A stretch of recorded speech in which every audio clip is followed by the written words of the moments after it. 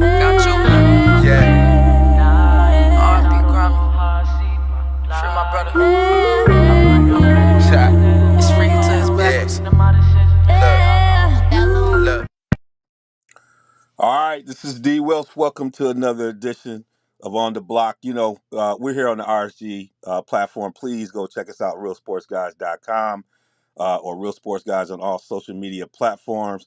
I'm in the fourth screen right now. Look, we got all kinds of folks up in here.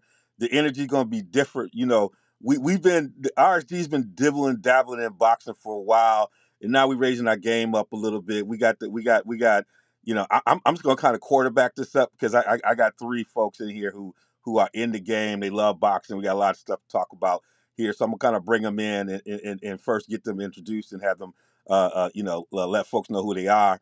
Y'all see my man Darnell Kirkland Jr. That's the man. He's the voice of boxing for us here at RSG. How you doing, brother? Man, I'm doing great, man. We got to bring in some reinforcements, man. Bring Like bring Shane, bring, bring, he bring the been rein, in boxing, introduce the folks to the reinforcements. Introduce the folks to the reinforcements. yeah, Shane Williams. I went to high school with him at Lincoln. He's currently a women's basketball coach at Huron High School. Man, he really knows his stuff. He knows his boxing. Okay. We've been talking back and forth for a little while, and we got Isaiah, which you guys should know already. He's been on a few times. But not only does he know his boxing, but he really been in the ring. You know what I'm saying? He got some fights under his belt, so he you know what he brings to the table. Shane told me we was talking pre. He said he in the ring a little bit too. Both these cats in the ring.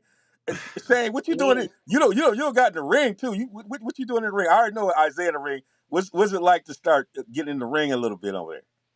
Man, it's different, man. It's different. It's different than what you think you watching, right? It's Mm, different than playing around with the boys, right? mm, It take a different mindset to get in there and mm. really get it done. I mean, it's like standing in front of a pitcher and taking fastballs, but you about 2 feet away from it. You know what I'm saying? It's a different kind of athleticism, man. But I've enjoyed it. I've enjoyed it. And it's good to see you working with the young women coming up. One of our stalwarts on RSG, my man Marcus Flowers, is also the women's basketball coach in a pretty good program, one of the top programs in the state of Wisconsin. So it's good to see the energy. My niece is a college basketball player. She just played tonight. Bethune Cookman just took out Iona. They made it to the tournament last night. They beat them in overtime down there in Daytona. They did that work. So it's also good that y'all impacting young folks' lives. But we're gonna get into boxing. Right here. We got some upcoming fights. Darnell and I are gonna quarterback this thing up, but I'm gonna let the folks, me, everybody knows how I roll. I get in the background, I keep this thing steering, but I want y'all to be the stars of the show. We got some fights coming up. And so we got Benavidez and Andre. What am I get my get me Man, right? yes, Demetrius Andre. Andres. They've Who been they've been kind of playing around with how to pronounce his last name. Like they used to call him Demetrius Andrade, then they called him Demetrius Andre. But yeah, they've called Bruno about five Andre. names, but nobody wants to fight him. Nobody wants to fight him. Some of that is his fault, but we'll talk about that later. So I mean, nobody wants to fight him, and yeah, I'll let y'all. But Benavidez, who is like that cat be walking folks down. He's a problem. They gonna fight. Shane, I'm gonna start with this. What about this fight that you see is interesting, given the style differences that these guys? For people who don't know about this, what do you think is good about this fight, and why people should pay attention to this one? I think it's one of those classic styles make fights, right? I Mm, mean, we got that potential for Andrade or Andrade, whatever you're gonna call him. Right, he got that potential to be on the back foot, right, to be bouncing around, to be really boxing. I was looking at his clips today with I forget who he was getting, but that uppercut on the back foot, man. I mean, this is a creative counterpuncher, a very dangerous man to be played with. So and then, like you said, man, we got somebody like Benavidez who's going to walk you down. Right, I call him like a stalker, man. I'm interested to see how he cuts off the ring, as opposed to like following around a little bit. I think he hmm followed Caleb Plant around a little bit too much. And then he started to cut off the ring once Caleb gassed. But like I said, man, it's a classic matchup of a stalker versus like a real creative counterpuncher. So I'm intrigued. Isaiah, I mean, when are you making some of the same observations? If you were to sit down and say what are the keys to the victory, what are you seeing in this fight in terms of keys to victory?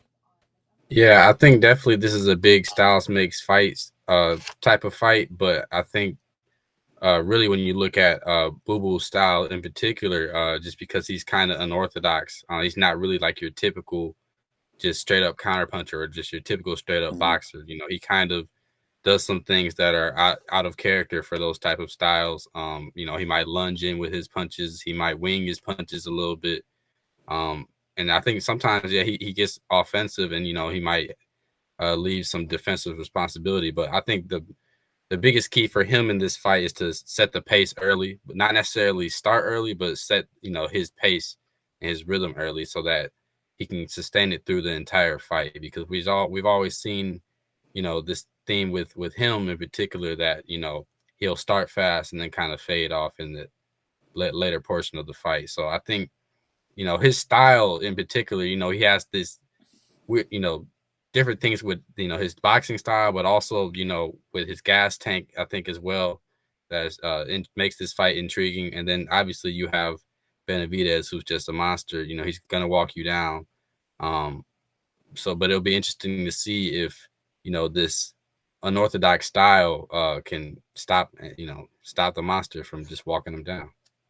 It's interesting because, you know, part of it is like, you know, in boxing lately, for a long time we couldn't make fights, and everybody was talking about being a side of the street, and particularly with these two boxers, people use all kinds of excuses not to fight either one of them.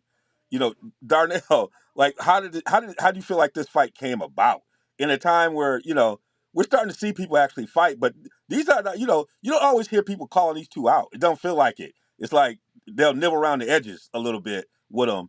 But they end up. How did this fight come together in your mind? I think it's kind of what you said. They both are fighters that have been avoided. It's not easy for them to find fights. So at the end of the day, they got to fight each other. But when we talk about Demetrius Andrade, a lot of southpaws they find it hard to get fights. But at a point in time, I do have to admit he played into that, right? Because if you remember back in the day, back 2014, 2015, when it was back on Golden Boy on HBO, he was supposed to fight Jermell Charlo. And then he went off and signed with Jay-Z. Jay-Z told him to pull out the fight because he thought he can get him some more money. And you know, Jay-Z and Al have their differences through the music business. So he made other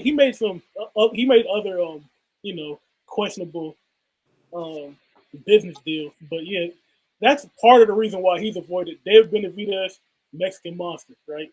I'll call him Michael Myers. He's a stalker. I think if you ask me for the prediction on this fight, I think he ends up stopping him late because a lot of times, like you said, Demetrius Andrade, he has the gas tank issue. A lot of that comes from his style. Like he does what a lot of people would call unnecessary movement because he moves around a lot. Yeah. Then he throws a whole bunch of punches, right? So I think he's going to start off fast, right? Because Benavidez is a plotting power puncher, right? He's a pressure fighter, but his footwork leaves a little bit to be desired. So I think he's going to catch him a lot early, but then come mid rounds, Benavidez is going to get closer and closer. He's going to stalk him down. Late rounds, I think he'll get him out about 9 or 10. Shane, do you feel the same way about that? Is that where you think Benavidez, or do you think Andres has a way to win this? What are your terms from a prediction standpoint? I think he's crafty enough to survive the knockout. I think he has I think the boxing ability is there. I think he has the footwork and the creativity to keep himself engaged. But I'm worried about the gas tank, especially at 168. If I'm not mistaken, this will be a second, maybe third fight at 168. And I watched, like Darnell said, I watched the gas tank fade against like DeMont Nicholson. He comes out hard, he gets the knockdown early, and then he kind of just coasts late. So I'm curious about what he look like late in the fight against somebody like Benavidez, who's going to put a lot of mental pressure on you, along with the physical pressure. Yeah, he did So that against Selecki too. what you say? I say he did that against Selecki and a few other fights as well. Mhm. I mean, So Shane, where you leading? If you had to make a decision, who you going with? I'm going Benavidez. I think Benavidez a unanimous decision. I got a lot of respect for Andre. I think he can keep himself in there. But I think Benavidez is going to dominate, maybe an 8-4 kind of fight. I kind of feel that way. I just think that Andres is going to be moving. He's going to be, and at a certain point, he might make a business decision. And if he makes a business decision, he's going to be hard to knock out. I think we kind of saw that with Charlo. Here recently. Once they decide to make that business decision, it's hard to catch him.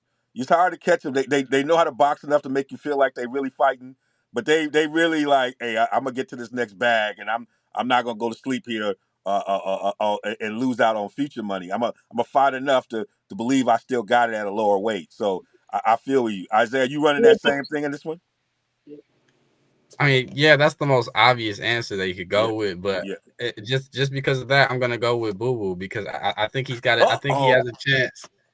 I think when you look at the last you must fight, be trying to get light in the wallet against Caleb Plant. Okay. Caleb Plant had success when he just threw punches. Like I get, the movement was giving Benavidez enough trouble just because he was just following around. Yeah. So now the last piece of that is just to put your punches together, to throw punches. And I think, Boo Boo, he has a little bit more power on his punches as well that could keep Benavidez off of him. So if he could do that throughout the entire fight, because we've seen, he has the ability to do that early on in the fight. And this fight, if he can do it through the entire fight, I think he can win on the cards. So it's like, if he can even the first half of the fight, like if he can win on points, he win some rounds early, get up 7-0 or whatever, because he's able to be slick with it. All you got to do is last, right? But the question is, can he keep it up? Can he keep it up? I don't doubt that he can outbox him. I believe he has the skills to outbox him. It's just how long can he keep it up for? And I'll tell you what, with Benavidez resorting to that high guard, man, Andre's combinations are very creative and like Isaiah said, they're awkward. They're coming from angles. Yeah. I hope he doesn't get the Charlo syndrome. I hope he doesn't make a business decision, because this can make for a really, really interesting fight. Yeah. If he engages, like Isaiah said, I think the engagement is the key. Yeah. And I go ahead, Darno. I think at this stage, I don't think Andre will have that syndrome, because he's hungry. Like this is his shot. This is his first time on the big stage. You look at Charlo. Charlo's he fought Tony Harrison. He became undisputed. He had his fight. He had his time in the sun. This Andre's chance. I think he can find. He's going to dig down deep and find it within himself to not lay down. I don't think he's going to go in there to lay down. I mean, he spends enough time on these sets talking all that junk, like people ain't now somebody coming to see him. Somebody for real. The boogeyman coming to see him. So I'm hoping he does that, because he, every time you see him sit on at the desk before the fight, talking about how people are ducking him and everything else. Now you in prime time, brother. Show up and do what you need to do. And it was bad. It was bad. I remember on DAZN, he called out Triple G after one of Triple G's fights, and DAZN cut the camera off. He was in the ring. Camera off on him. They cut the camera. They said, we nobody want to see this. So that's it. Well, we'll be watching that fight. To me, that is, when I saw that fight, it's like, this is the most interesting open Like y'all said, y'all came open up like styles. Like this fight is, it could either be a masterpiece or it could be frustrating, right? It's got all the elements of it, depending on how they decide to come and fight. Because Benavidez is just slow enough that if he decides to do some movement, to not be able to catch up and be chasing around, in a way that y'all talked about with Plant. And so it could be an interesting fight. We'll keep an eye on this one. But this next one that we want to talk about, I mean, they all up in the press conference talking, Haney and Prograis. And Shane, you said you just went and watched Prograis fight in person. This one, I mean, you got the trainers talking. You got trainers talking about pulling out old video of folks getting knocked out and spot. Like this is one of them. You know, this is one of them ones that's getting real in that fight. This is as you see this fight. I mean, this is one to get excited about. What excites you about this fight? I'm excited to see Haney at 140. I think that's everybody's kind of go-to. But with that new physique, with that Loma fight, that was very controversial. I'm excited to see what he looks like at a new weight class. Prograis has power in both hands, so I want to see Haney's, what he deploys, what kind of game plan he deploys. Is he gonna go back to the jab clinch, or is he gonna sit in the pocket with Prograis? I'm really interested to see what Haney's gonna do, especially after all the talking with the Loma decision. He got a lot of questions to answer, and I'm excited. He does, because there's some people high on Haney, and I like it, but I look at him, and it's something just don't seem right. I'm trying to figure it all out about him. But, folks love him, and I see it, and I see why, but I don't know. Isaiah, for Prograis, because he's an interesting fighter. He's somebody who's got a belt. Nobody really kind of shows him love, in my mind, and but he can put you to sleep. What does he have to do to really make a fight of this? Because everybody probably has Haney winning. I don't think so. But what Prograis is a great fighter. What does he have to do to actually get the victory here? I mean, his game plan would have to be, try to corral Haney to the ropes and try to probably throw body shots, throw combinations. But I think, what's actually going to happen in this fight is that he's going to end up looking really slow. I just feel that, he's been talking a lot about how he's going to put this power on Haney. And I just don't see that happening with the movement and the speed and the jab that Haney has. He's going to have something for that. And I don't think Prograis has anything in his arsenal that's going to be able to counter the jab. So I think that is the game plan for Haney. Just come out, jab, move, clinch if he gets inside. And I think it'll be an easy night for Haney. That's not very exciting, Darnell. I mean, this is the part about Haney that throws me. Like, he going to win. Yeah. But I ain't excited about that. Hey, this fight to me is about chess moves. It's a chess move, right? Because we all heard Devin Haney struggles against southpaws. Shakur Stevenson, he's a southpaw. Gervonta Davis, he's a southpaw. Regis Prograis, he's a southpaw. It's a chess move. He's getting ready for these big fights in the future, and I'm excited to see his progression, his evolution of his skill set and his style, because he grew up with the Mayweathers, right? He was training with Floyd Senior when he was a little kid, so he naturally goes back to that shoulder roll, and that Philly shell is not really built for open stance matchups, right? So I think you're going to see a little more. You're going to see. I'm interested in seeing how his style evolves. You know what I'm saying? Against the southpaws. So any one of y'all can take this, and I might be reading. I feel like as he's moving up weight, like I'm not seeing his power, and maybe I'm missing it. I don't see him like some of these fights. You got to keep people off you. And when Loma decided to say, I'm gonna get after you, I didn't feel like he had something to keep you off. Like, whereas Mayweather, before he hurt his hands, had that keep you off you power. Like, he had something like, and you still saw a little bit. I might be missing. Something that's missing from me sometimes with him. It may be because he's just so slick and dominant, he ain't got to go there. Maybe that's what I'm not reading that. But help me understand. Like, that's the difference I see between him and Shakur. I see some power. I see something. I see he can go there. I just don't know that about Haney, and maybe I'm missing it. Am I just reading it wrong? I think part of it, like, Haney doesn't put his punches together, because when you look at guys after the fights, I mean, they're always messed up. They're all marked up. Like, I mean, I think he has that different type of power where he's, stinging you throughout the fight. And it's not necessarily that concussive power. And then also, like I said, he doesn't put his hands together, so that contributes to it. he's naturally just defensive, so he's not gonna produce those, offensive type KOs. Because Darnell said he getting ready for something. Some of them cats he getting ready for them some body snatchers. Like them Yeah, some boxer punch, them some boxer punchers. Like you gotta have some keep you off stuff. Like but also, right? but also, Huh? but also, you gotta take into account the weight cut. The last few fights at 135, we all know Devin Haney was drained, so you might see a different, you might see a little more pop at 140.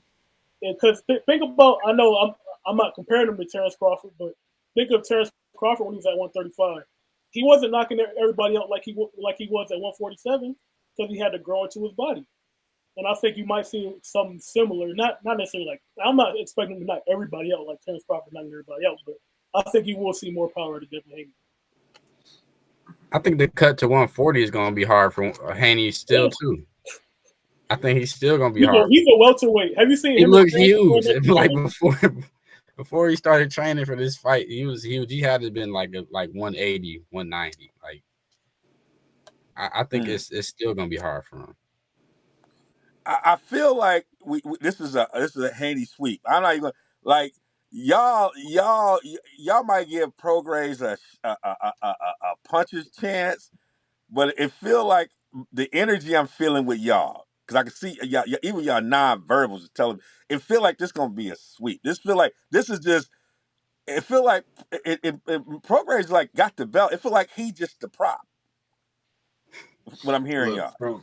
Is that what it is? Shane, is he the prop? In the building? Huh? No, I wouldn't say that because I got a lot of respect for Prograis. Prograis is the real deal. Like he's serious, but from being in the building on was it July 17th, he struggles with movement. Like, he did look slow, and I understand it was a late replacement.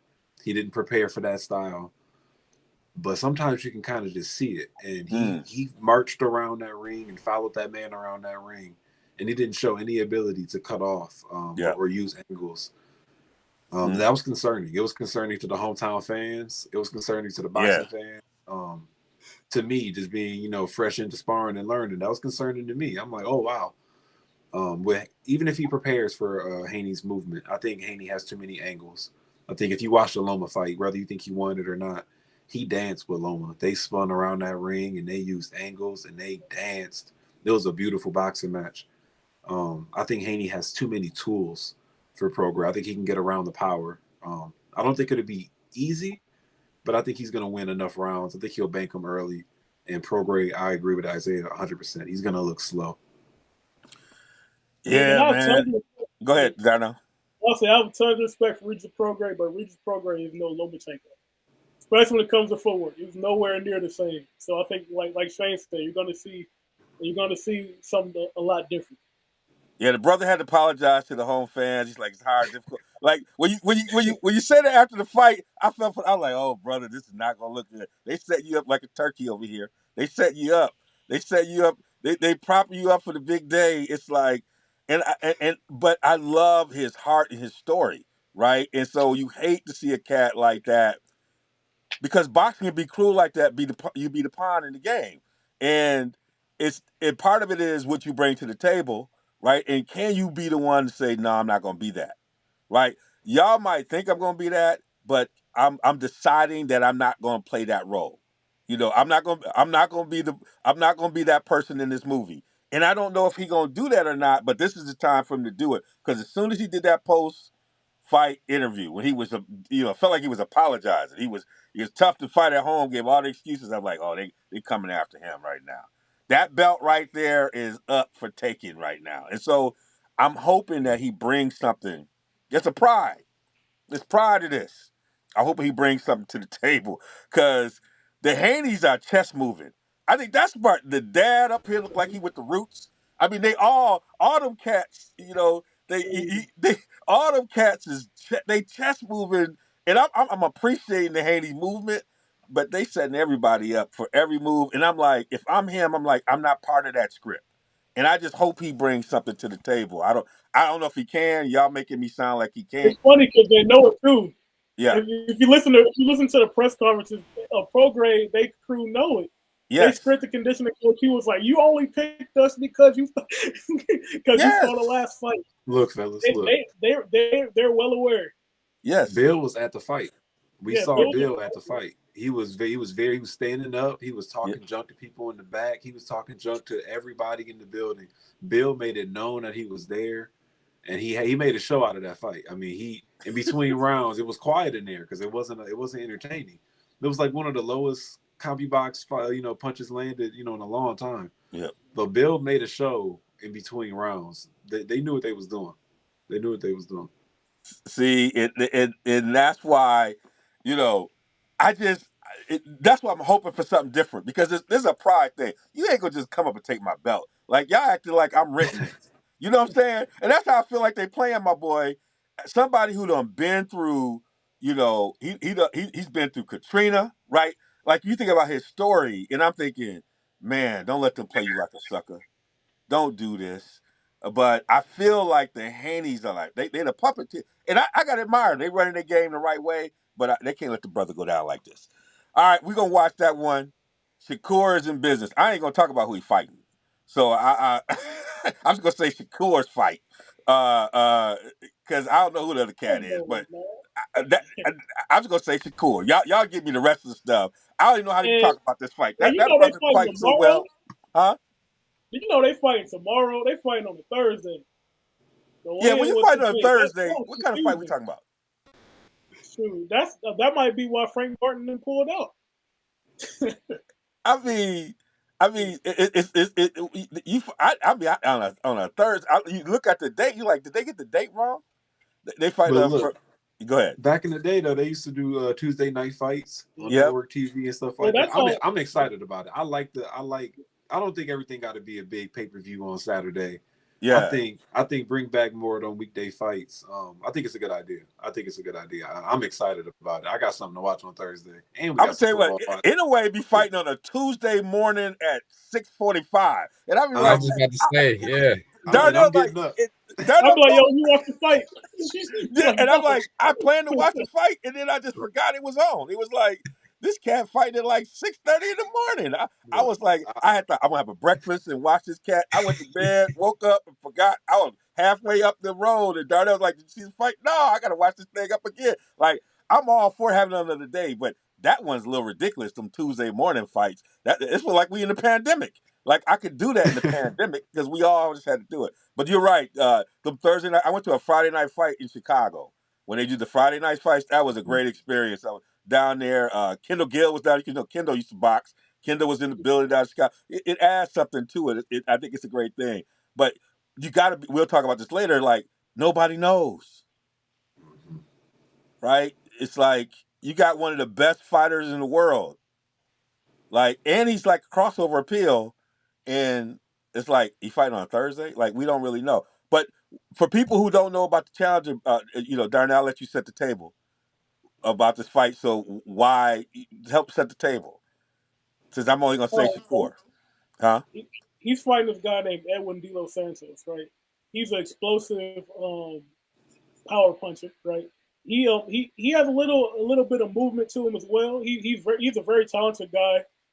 He knocked out Ryo, if you know who Ryo is. In his last fight, he's been talking a whole bunch of smack about Shakur Stevenson over the last few months, leading up before the sign. So naturally, after Frank Martin rejected the fight, he was the next guy up. But I think this is going to be an interesting fight. I think it's going to give you a better fight than people are looking for because they don't know who he is. But I think we're going to be in for a good night. But that being said, even though he's a really talented guy, he lacks experience. He's never fought in the 12-round fight before. His last fight was his first 10-rounder.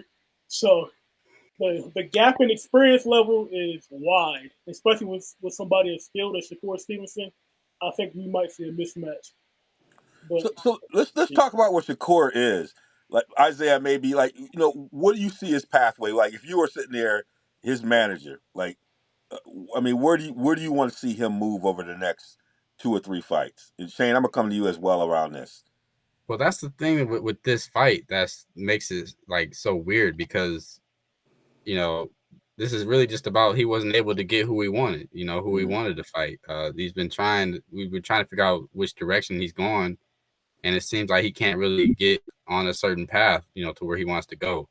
You know, ideally, you would want to see him, you know, fighting all the top guys, you know, fighting for the belts. You know, we all know what happened with the Haney negotiations. But you know, if he looks good in this fight, I don't know, you know, what's going to happen on the bargaining table. Ideally, you want to see him fight Devin Haney or Tank, you know, probably next. But because I think this is probably going a step, you know, backwards for him, you know. You kind of want to see him keep going, especially into pay-per-view stardom, where he's kind of losing. I feel like he hasn't, you know, gotten into that yet, where he's a pay-per-view guy. Those are great points. You know, Shane, I want to hit on that point because it feels like Shakur started to like exercise his, like we just talked about Haney. So it seems like in recent fights, he sat down and I'm gonna let y'all know I got this in me. Like there was something that came out of him, and I think that was bad for business, in a sense, because don't nobody want that smoke for whatever reason. He got that smile, but nobody want that smoke. Like, do you agree what Isaiah's at about him, and where do we put this cat that it don't seem like nobody wanted? Like he's done some things recently, I think that's putting some doubt in people's mind whether or not they want to get in there with him. Too good for his own good. I mean, he got that Floyd syndrome. You got to remember that Floyd was 37-0 before he really was getting them big fights and that big money. Because people wouldn't, they didn't want to put him in there, especially Top Rank. I mean, Top Rank didn't want to put Floyd in there with De La Hoya too soon because the money was good. Shakur he's bad for business, man. I mean, he bad for everybody. We had number 2 turn him down. What was that? Loma. Cruz turned him down. Martin turned him down. I think he had 3 or 4 people turn him down, and we down to number 6. I think De Los Santos is. Yeah, and De Los Santos is a hell of a fighter. I mean, he's a really good fighter, but we're talking about potentially the baddest man on the planet. I mean, Shakur just hasn't had a chance to show it yet. But I mean, I agree with Isaiah wholeheartedly. We want to see him in there with the big dogs, but they also know the truth that he's bad. He's bad for business right now. He's bad for business, and they can ignore him because of the Top Rank deal that he got going on. That they can ignore him because they got more freedom contractually. But as soon as that boy gets some wiggle room, I mean, it's bad news. He's the real deal, like all time great, like real deal. And I want to hop in on this because I don't think it's necessarily a step back because, like I said earlier, it's the chess moves, right? Devin Haney, he's probably not coming back to 135. He shouldn't go back to 135, right? But this fight is for the vacant WBC, right? So now he gets a belt, and now some guys, if Loma wants another shot, you got to go through me now. You know what I'm saying? Williams and Pater, you want a shot, you got to go through me. So I think he's making the right steps, but we just got to see it play out. Yeah.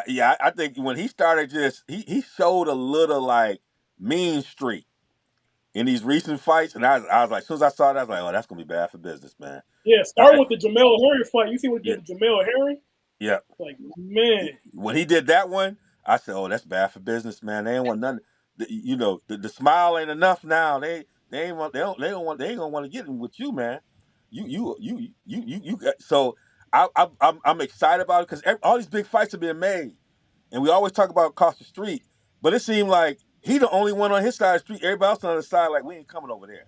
It's like, you know, people been crossing the street over the past year. Everybody been crossing the street. You know, even Spencer Crossman, everybody got in the middle of the street, run around the street. With him, everybody just said he like Debo walking down the middle of the street. Everybody, you know, riding his bike down the middle of the street on Fridays. Everybody trying to run into the house right now. And I'm like, man, you standing next to him, this cat, met him in Vegas, Hart, great cat. He'll engage you. Like, no ego when he in the space. This guy got it all. I think he's on the verge. Like, what's going to happen when he capture that stuff, he going. Boom. That's like I told y'all about Tank. He going. Now, that would be a fight. That I told you 4 years ago. Shakur, when the fight happens, Shakur will beat Tank. I know 4 years ago his body wasn't ready yet, but I told you by the time they meet up, It might be 4 or 5 years down the road, but Shakur is about to get him. And now I think he's at that. Now I think he's at that point where he's grown into his man body, and I think he's ready for Tank. But I don't think Tank wants that right now. Well, we gonna see. Things might happen. We'll see. All right. So Crawford. Now I'm gonna try and lay this out right because y'all the experts. How I see this. Crawford gets the unification belt. Something happens. Now Boots gets y'all call it the email. Like he gets the email. Get the email saying you got the belt. You know, so because don't nobody want Boots either. Like he's another cat that I told y'all like he ain't good for money. I ain't gonna I'm not gonna mess with him if the money ain't right. So but now he look like he got the email belt. That's what y'all call. I talk about WBC, we be crooks. Y'all got all that. So this process is crazy. So explain to people who wants to do this. Explain how that stuff happens. Because for the regular fan, they don't understand how these belts change and what happens. Who wants to explain it? I don't know. Darnell, Shane, anyone? Isaiah. How do these belts change like this, and how is that good for boxing? But what happened? How did Boots get this belt? So Boots was the IBF mandatory. Well, you have to fight your way up the rankings, right? And when you get to the top, they do something what's called like a title eliminator. And I think I forgot if it was the last fight before that, which was for the IBF like interim. Because if you look at Errol Spence, who had the IBF belt, he hadn't had a mandatory defense in like 3-4 years, right? He hasn't really. If I'm not mistaken, I don't think he's fought an IBF mandatory since Carlos Ocampo. And if you remember that fight, that was well before COVID. So that belt was long overdue. And when the Spence and Crawford fight went down, he was next up, and it was just like next up. Like there are no exceptions. Within the next certain amount of time, somebody has to give him a chance to fight for the championship. But on the other hand, Spence and Crawford, Crawford who's the champion. He is contractually obligated to fight Errol Spence in the rematch. So since he's fighting him in the rematch, he can't fight Boots. And since he wasn't willing to break his contract to fight Boots, he was stripped of the IBF championship. So that's pretty much how it went down. That might be that is kind of bogus if you think about it, but yeah. I don't know if we want to get like in other spots about the email championship, but that's just how it went down in this situation. Yeah, and to me, it's an element of now we see this. We just saw this with the heavyweight champions in UFC, right? Because you just saw that where they have kind of the interim champion and they're still trying to work it out in the heavyweight division. So I think you're seeing an element of this in UFC. Part of why you probably don't have the same reaction in the UFC and some of this stuff because one element controls what happens next, right? In a sense, in versus you have all these governing bodies in boxing, and it's like, okay, how did this happen? And there's an opportunity to maybe stack the deck, but then you have someone like Boost that people really don't want to see right now. So I think I'd love to be like how is this one of the elements? And maybe I'll go to you saying that is a roads boxing, meaning, I mean, you got to have these competing entities, but this is a place where we just came off this big fight with a lot of momentum that's good for the game. But obviously, all these independent people, federations and folks have their own power. What do we do in this scenario, and how do you pivot this thing into something positive? When you're someone like Boots who is probably earned the right to be in this position. To address the email champ stuff, man, I think it does a huge disservice to the fighters. These sanctioning bodies have these arbitrary rules that they pick and choose when they're going to apply them. It's not fair. I got a couple names here: Tim Tszyu, Devin Haney, and Jaron Ennis. They all want to fight for their championships. They don't want to be handed any belts. So I think that is I think it's garbage. The IBF does have a rule. Like, it is a rule that they don't allow immediate like rematch clauses and stuff when they have mandatories, but it's a stupid rule. I think it's a silly rule. Like, we all want to see Crawford and Spence back in there. And to address like the promotion stuff, like you said it a few times. I think boxing really needs a regulating body, oversight. Um, it doesn't have to be a league structure, but I think it would benefit boxing if there was an oversight, so it wasn't just about how much money the promoters can ring in. We just saw James Toney and Razor Ruddock fighting in Jamaica the other day, and somebody's making money off of that, right? Like we there needs to be some kind of national commission. Yes. What's the name? Teddy Atlas. Teddy Atlas is really pushing for this commission for boxing. I think the fighters need pension. They need health care.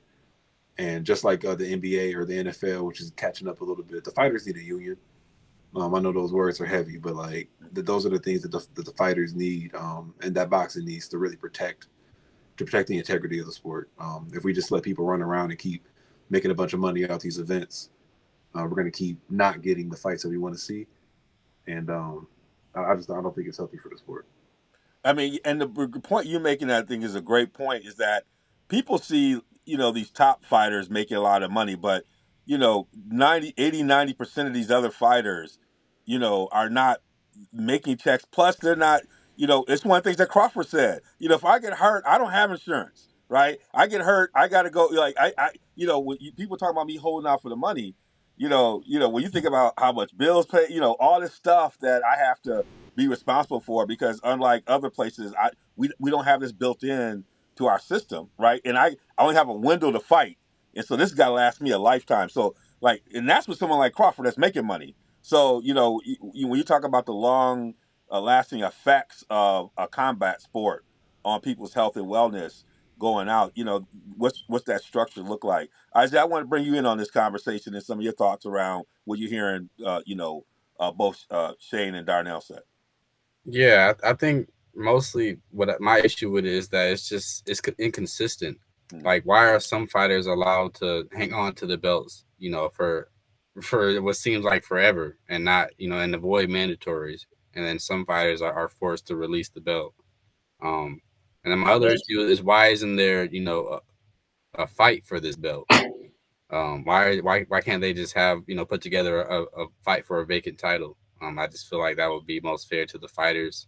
I'm pretty sure these fighters don't want to be labeled email champions. They want to fight for the belt too. So, but yeah, Isaiah, you just made a really good point, because in the UFC they fight for the vacant belt, right? So they just Aspinall, whatever thing is, just fought for the vacant right to be the right. So there was a fight exchange for who got it. It wasn't just email. I think your point is they could have took Boots and somebody to fight for that belt, Well, right? Or no? yeah, this is where I gotta hop in at, because the IBF did try to do that, right?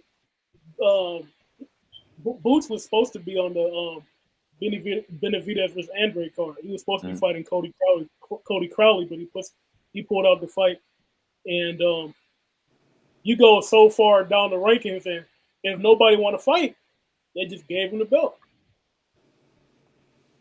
I think that's how it went down. So that's part of the problem that you don't have in mixed martial art. The fights get made, right? And so it's the fact that people don't want to fight for a belt, right? It's if you got to keep going down, you keep going down, right? But you make sure it's a fight. That's where you maintain the integrity. So if you go down and somebody upsets and wins, it's like, wow, I should have fought for that belt. Like you got to have the exchange happen in the ring. That's the integrity. So if that means you got to keep going down, find the person who's ready to fight. That's not your fault. You're going to say the exchange is going to happen in the ring, even if that means you got to go down to number 12 ranked right now because everybody else is, whatever reason they putting, not doing it. You got to find a way to fight, put it in the ring. The exchange has got to be there. But this fits into kind of the state of boxing. This is probably where I want to get, because Darnell, I'll have you lay this out a little bit. Growing up watching boxing, it was HBO and Showtime. I remember Mrs. Berman. We all, I didn't have cable, so we always go over, and she would watch the boxing fights. She watched the matches with us. Yeah, and you'd be some mega fights on there. I remember, if it was closed circuit back in the day, being that with they had like the theater downtown in Ann Arbor, and listening at the door to one of the mega fights because we couldn't get no tickets to get in. All we heard was rumbling. It was I think Hearns and Hagler. People ran out in the streets after that fight. After it was over. But HBO and Showtime was like that was like scheduled TV. That was it. Everybody was there. You had all your Ring magazines, and so now we're seeing HBO walked away from it, right? And then now you see Showtime, I believe, walking away from the regular boxing, right? My understanding, but they're still going to do the pay per view. Darnell, where are we at with this thing with Showtime? Well, this is a big question, right? Because I think the biggest issue is inactivity. Inactivity is really harming the sport because a lot of these fighters are getting less and less viewership, and on top of that, um, they are making a great amount of money, which is good. I support that. I do like the boxers making a lot of money, but when they're making this much money, you're not seeing them as as often, which kind of brings the fan base down a little bit. And in the case of Showtime boxing, you're saying they're doing away with the regular Showtime boxing, but when was the last time regular Showtime had a good card? Like every decent card for Showtime is going on pay per view. Keith Thurman, uh, you know, he's on pay per view. Mario Barrios is on pay per view. You know what I'm saying? Every fight is on pay per view. So But like they the ain't regular, pay per view fights, they're not pay per view fights. So right? I think that's They're a not big pay per view that's a big fights. problem. Well, Yeah. the thing is, they have to be pay per view to satisfy the amount of money that they're being paid because they don't have enough money to pay them out of their pocket. So they have to rely on the pay per view revenue to get that done. So that's a big reason for that. So, and Jump this on that kind of real gets us quick. into Shane. I want to come over to you because and you and Isaiah around this. Y'all love boxing like to the point where y'all boxing, right? And so there's something y'all love about the fight, but the business of boxing has been evolving. And to bring y'all up to speed, Darnell and I have been having this conversation. So when PBC started out their relationship, I believe it was with Fox, and there was a whole bunch of tension around where that was going to go. And I was like, that's the direction we all need to go. Then ESPN got into it. I was like, now we got some people in here maybe they're big enough to start dealing with the street, right? To get the fight right and get the money right. And we're just not. Then we got the zone, and we're just not seeing the business model or the promotion, which is another part of getting eyeballs. Like the money is around the promotion. You got to get eyeballs on it, and I don't see the promotion. So as real hardcore boxing, like when you hear this, like where do you see if you were to advise boxing and where to go? Where do you see the possibilities for boxing? I think they got to decide how they want to deliver it. Like whether it's going to be on, television pay per view or is it going to be on the streaming type platform. Because I think there is starting to be like a transition going on where um, viewership is kind of heading to more of these streaming platforms. And I think, with these big companies, I think deciding that having their fighters, active on a certain platform would build viewership. Shane, what's your thoughts as someone who is a hardcore boxing fan? You're gonna find the fight, right? But for boxing to live, it's got to be the everyday Joe finding a fight. No, I agree exactly what Isaiah said. It's got to be a decision made, and I think it's both and. I think you got to be able to deliver some of this on linear television, like network television, so people can reach it. But you got to understand that the world is moving and things are happening on the phones and on the tablets, right? So having things accessible through streaming, that's going to be extremely important going forward. To address the PBC Showtime thing, that's really the parent company, Paramount. They're scrapping sports completely, right? They took away Showtime's like basketball stuff, like All the Smoke. They're scrapping that completely after 2024. So that's like a sign of like things moving towards like the network or the streaming side of things, excuse me, as opposed to the network. So I think a balance has to be struck. I'm not a huge fan of how the production is for ESPN at Top Rank, but I think they have the perfect marriage of delivering fights to you on ESPN at 9 o'clock, and they'll get you a Loma Haney on pay per view. That's what needs to happen. But I think it's hard for a premium network like Showtime, who isn't on channel 35 in most cases, like for us, to do something like that. So some kind of balance has got to be struck, but I think it is going to be a lot of monopolizing until things open back up. So I'm curious to see what happens. I would advise Amazon. A lot of people have Amazon. Maybe you put fights on Prime and you got pay-per-view options. But for the selfish fan I am, I'm gonna miss, like, I miss 24/7 from HBO. Yeah. I'm gonna miss all access from Showtime. So Netflix would do a dope. I think they would do a dope job of doing their own kind of version of that. But I think the business decision is Amazon. If they got into football, I don't see why they can't entertain boxing at least on a pay-per-view basis. And that's been talked about. There's been talks about Gervonta Davis having a fight on Amazon Prime first quarter next year. And it feels like they can learn something from the Logans. These cats is they're making something happen over here. Or what's the Paul's? What do they call it? What's the brother's name? The Paul brothers, Logan the Paul Paul, brothers, the Paul yeah. brothers, Logan Paul, and whatever the Paul brothers, whatever they are, them brothers making money, and they sometimes insight into your business model comes out of nowhere.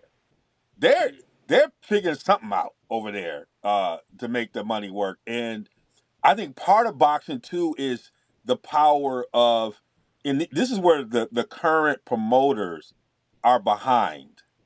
They're not leveraging the power of social media brand building as a mechanism for driving fight and promotion. I think that's where they're missing it. You got so many old school promoter types that are looking through these when the true actor is Shakur Stevenson.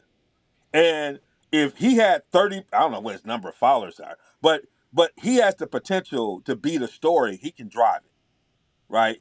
And they have so much control over these boxers, and there might be a way of helping them build regular revenue, right? Even sustainable revenue through those models is part of their business practices. So these cats are making money even when they're not. Like, there's a way that they got to understand the power is the individual. They got to flip this thing, in a way that I don't think the current promoter has the capacity to think about a boxer in their boxing. Like, they're not tracking their ability to translate that into money and maybe create sustainable income in ways that happen between fights. Like, I don't think they have that part of the game figured out in ways that could be the future of boxing. That's the part I think they're missing. And I think as soon as the fighters get that, I think as soon as that model that you said happens, I think that's the problem for promoters. They go out of business. And I think that's where it's going. I think some of these fighters are going to leverage in that point because they're beginning to understand that if Ryan Garcia had his act together, he got it. He just ain't got the other part. But he got the following, he got the energy, he don't have the other piece. But I think as soon as they start but I think that's where it's going. It's almost like the Mayweather model in a different way, right? And you learn from the Paul brothers. They basically doing that. They promoting their own fights. They do it. Like, it's going to be an interesting kind of partnership, I think, moving forward. Now, I don't know where the sanctioning body's getting at, because this is where Darnell brings me back. The sanctioning bodies around the way you make the fights. And so that's going to be a minefield for individual fighters and how they come into it. But I think there's an element there for promoters that they got to take advantage of. They just don't have the ability to think through that. All right. We're at the last quarter of the year. We're going into 2024, y'all brothers.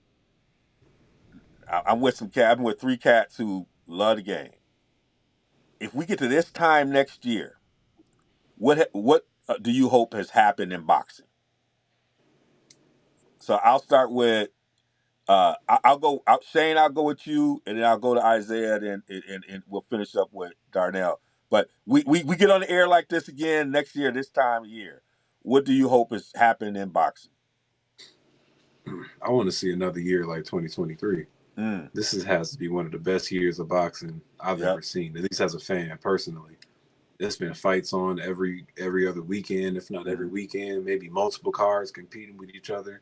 Yeah. Fights on in the afternoon, fights on at 6 o'clock in the morning on Tuesday, Thursday night, Shakur Stevenson, David Benavidez fighting on the holiday weekend. I mean, this is unprecedented. This is unprecedented. We got Tank in the ring twice this year. Yep. Come on, man. I need another year like 2023. So I'm hoping that PBC is healthy and finds a streaming home, as I'm sure they will. But I want to see boxing stay right where it's at and keep putting on fights with volume, and hopefully we can take it to a new level, getting the guys we want to see in the ring. But let's keep it going. Let's keep the momentum going. Is there a particular fight that you would like to see if all the stars align?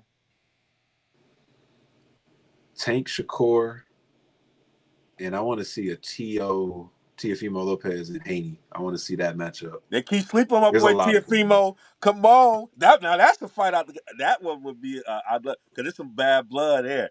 That one right, and that one would have some promotion to it. That press conference would be unprecedented. It'd be one of them. Woo! It'd be one of them good ones with the fathers too. Oh my goodness! All Can right, I throw one more up Isaiah. there? I'm Huh? sorry. What you say? Bivol, better. If we can get Bivol better view in there, man, that's really the best fight to be made for the purists, yeah. right? But if you say that to the average fan, you're not gonna know who you're talking about. But those are two bad boys I want to see get in. That's a fighter. That's that's like your favorite fighter's favorite fighters. About the fight right there. That would be a good one. Isaiah, this time next year we get on here. We got the 4 screen going, and you like, wow, I'm glad this happened this year. Man, I mean, to kind of go off what Shane was saying, we had a great year of boxing, but I think the one thing that was missing is kind of the heavyweight division. The boxing is at its best when the heavyweight division is at its best, and we want to see the best fights in the heavyweight division happen. Me in particular, I want to see Wilder versus Joshua, just because. Ooh, yeah. That fight has been supposed to have happened for a while. I'm a bit upset that they're fighting, I think, on the same card coming up. But not fighting each other. But hopefully that that will be the fight that springboards them into a fight maybe next year. Because I think that would be another big showcase for Wilder. I really do think really highly of Deontay Wilder as a fighter, because he after he fought Fury, no one really wanted to fight him again. If he doesn't have a belt, it's not really worth it just because he's got that one-touch power. So I want to see him involved, and I want to see what's the cat that plays that's in Shakur's camp, the heavyweight guy that Jared Anderson. Anderson. I want to see him in some big fights as well. What about Ngannou? Whatever. It's right, my brother who fought Tyson. I mean, Tyson Fury stumbles, man. What's going on? You want to see that? Yeah, I think he was ranked. He's ranked by the WBC now or something. Number 10 right now. Yeah. Wow. He touched him, boy. He touched him. I said, woo, woo, woo. He had Tyson up there with them wobbly legs, boy. Boy, you messing with something over there. That's the thing about the heavyweight. You're right, boy. It don't matter. If somebody touch you with the right way, you're gonna find that canvas. And we do need the heavyweight division to get its act together and get right. Boxing is better when the heavyweights are there. Darnell, what do you want to see? We're gonna have the 4 screen going, brother. What you want to see next year? Yeah, I think Shane hit it on the head. Like, this was a great year. This was a really great year. But as far as my wish list, I'm making a list and I'm checking it twice. Like Isaiah said, man, I really want to see that Wilder Joshua fight, but that December 23rd card scares me, because I'm not gonna lie to you, I see Otto Wallen outboxing Anthony Joshua. I see it happening. I can see it right now. He gonna mess it. AJ gonna mess it up again. No, man. He's gonna mess it up again. But also, I want to see Jamel versus Tim Tszyu. I want to see, like you said, Jared Anderson. I want to see him versus Frank Sanchez. I want to see Tank versus either Shakur or Haney, right? Actually, you know what? I want to see Haney versus Shakur. I want to see Tank versus Tio, right? And I think if we get to the end of the year and we get all those fights, then we get a Canelo versus David Benavidez. I'd say 2024 was a great year. I agree with y'all, and I want to see Crawford against one of them Charlo brothers, just because he said he coming to get him. I want to see Crawford clean out that entire camp. He started out. He's made it his mission. He like the Marlo Stansfield of boxing. He told him he wanted his corners. and they standing over there, and he about to go get his corners. I want to see Crawford clean out. They made him wait. Now he gonna go get them all one by one. So I hope he go get another one of them next year because they made Can I him make wait. one more wish? Can I make one more wish? All right. Okay. So PBC, I found a new home for PBC. I want PBC to go to ESPN. Yep. Eliminate a side of the street. Not. I know you got Bob Arum, you got Al Heyman, but at the end of the day, the networks got the money. The networks call the shots. So That's right. at the end of the day, they're on the same side of the street. We're gonna see some more fights happen. So hopefully PBC will be back on ESPN. I would hope that would happen, and we can start to get some of these mega matchups, make the money work for everyone, and we can get this thing going. Hey, gentlemen, this has been a pleasure to be in. We're gonna come back again, y'all. We might have to do an end of the year show, have y'all reflect. This has been good, y'all. The reason why I got into this, and I have to thank both Isaiah and Darnell them, like for getting my energy back into boxing. I always loved boxing, but y'all have really got me back, and we've been able to share this with folks who might be listening. But I love this energy. I think boxing is. Boxing is so much about stories. I mean, that's what makes it such a powerful sport. Like this, just when you think about the way in which people have traveled through the journey, like the stories you get captivated with, and when you have just some amazing stories, like everybody talks about UFC, but you always know what boxing is when it's a mega fight. Like there's the energy, there's nothing like it. When Crawford Spence it's like the world stopped. Like you sat there and you're like in the energy, you seeing everybody show up. It's just something about a great boxing event. And so I'm glad that we can kind of keep this dialogue happening here, brothers. Y'all keep going. We're gonna come back again with this energy. We might have to get in the same room around the table. We're gonna figure this all out. We're the underground. We just trying to figure this thing out as we go. I appreciate having y'all. Y'all keep doing what you're doing, man, and y'all have a great holiday. And folks listening, please give these brothers a 5 for this episode because they did their thing on this thing. And as we always say, we'll see you on the other side. Ready for the day the Lord called on me. Them all decisions, man, they all on me. I can't get this away from Hey, yo, my Neil. follow Hey, what's me. up? The near future, I man, got they you. all gon' see. Got